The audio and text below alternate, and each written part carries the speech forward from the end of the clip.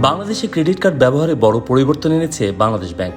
নতুন এই নীতিমালায় শুধু লিমিট বাড়ানো হয়নি, বরং পুরো ক্রেডিট কার্ড ব্যবস্থাপনাকেই আরও নিয়ন্ত্রিত ও স্বচ্ছ করার চেষ্টা করা হয়েছে। প্রথমেই আসি সবচেয়ে আলোচিত সিদ্ধান্তে।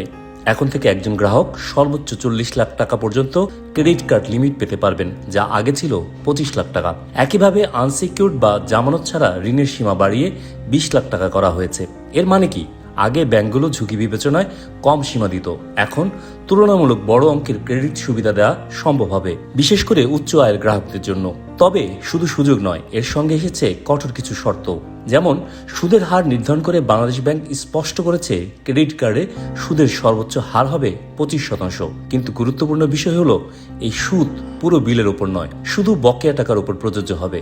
অর্থাৎ আপনি যদি পুরো টাকা পরিশোধ করেন তাহলে কোনো সুদই লাগবে না, কিন্তু বকেয়া রাখলেই তখনই সুদ যুক্ত হবে। দ্বিতীয়ত, ক্যাশ উত্তোলনের নতুন নীতিমালায় বলা হয়েছে গ্রাহক তার মোট ক্রেডিট লিমিটের সর্বোচ্চ 50% পর্যন্ত নগদ উত্তোলন করতে পারবেন। তবে এখানে বড় সতর্কতা, এই নগদ উত্তোলনের ক্ষেত্রে কোনো ইন্টারেস্ট ফ্রি পিরিয়ড নেই, অর্থাৎ টাকা তোলার দিন থেকেই সুদ গণনা শুরু হবে।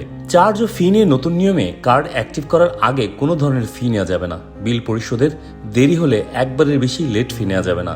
এর ফলে গ্রাহকদের উপর অপ্রয়োজনীয় চার্জ চাপানোর সুযোগ কমবে। আরও দেখা যাচ্ছে, গ্রাহক সুরক্ষা ও অভিযোগ নিষ্পত্তিতে নতুন গাইডলাইনে বিশেষভাবে গুরুত্ব দেওয়া হয়েছে। গ্রাহকের তথ্য সুরক্ষা, প্রতারণা বা ফ্রড প্রতিরোধ, দ্রুত অভিযোগ নিষ্পত্তির ব্যবস্থা করা হয়েছে।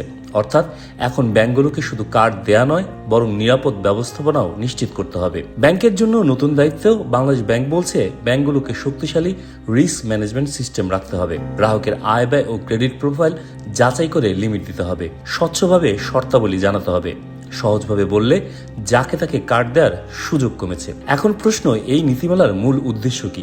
বাংলাদেশ ব্যাংকের লক্ষ্য তিনটি: নগদ টাকার ব্যবহার কমিয়ে ক্যাশলেস অর্থনীতি গড়ে তোলা। দ্বিতীয়ত, ক্রেডিট কার্ড খাতে অরাজকতা ও ঝুঁকি নিয়ন্ত্রণ করা।